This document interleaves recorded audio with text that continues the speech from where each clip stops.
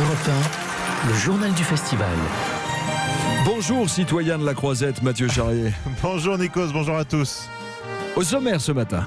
Le deuxième film français en compétition signé Céline Sciamma, que l'on entendra. Nous serons aussi avec Camille Cotin et Benjamin Biolay, complices. Et puis les indiscrétions, je vous parlerai du prochain projet de Claude Lelouch. Je veux entendre de la musique. L'orgue, c'est beau, mais c'est la musique des morts.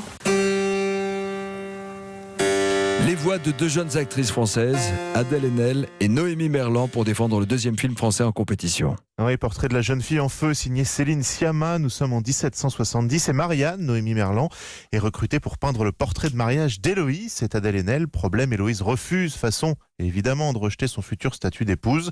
Commence alors un jeu trouble entre les deux femmes devant la caméra de Céline Sciamma. Je voulais faire un film d'amour et de création avec toutes les couches. Voilà, une collaboration entre deux femmes qui vont un dialogue amoureux qui naît et puis qui alimente cette création.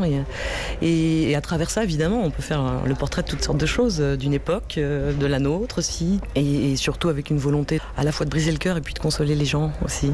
Portrait de la jeune fille en feu, deuxième film français donc en compétition, longuement applaudi hier. Aujourd'hui, entrée en compétition des frères Dardenne et d'Aira Sachs avec comme tête d'affiche Isabelle Huppert. Et dans la catégorie Un certain regard, c'est Christophe Honoré qui a présenté son nouveau film intitulé Chambre 212. L'histoire d'un couple, la quarantaine, Chiara Mastroianni et Benjamin Biolay. Ils se rendent compte qu'elle est infidèle.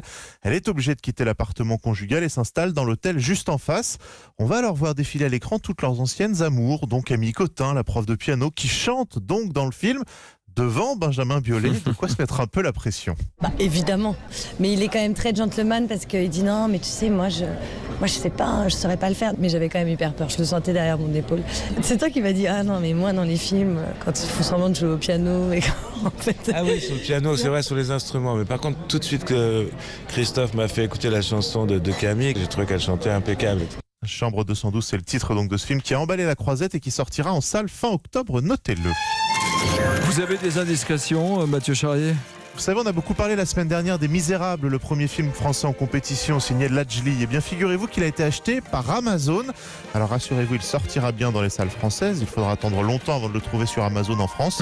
Mais ce ne sera pas le cas dans d'autres pays où la plateforme pourra rapidement le mettre à disposition de ses clients. Et puis Claude Lelouch, qui était présent samedi soir pour la suite d'Un homme et une femme, les plus belles années d'une vie, très belle montée des marches d'ailleurs.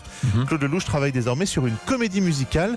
Ma réponse à Damien Chazelle et son La La Land, explique-t-il. Le titre provisoire, La vertu de l'impondérable. Ah, il n'arrête pas. L'histoire d'un orchestre province avec Stéphane de Groot, Elsa Zilberstein ou Béatrice Dalle qui devrait être au casting. Merci Mathieu Charrier, c'était le journal de Cannes et c'est tous les matins dans la matinale d'Europe 1 à 8h35.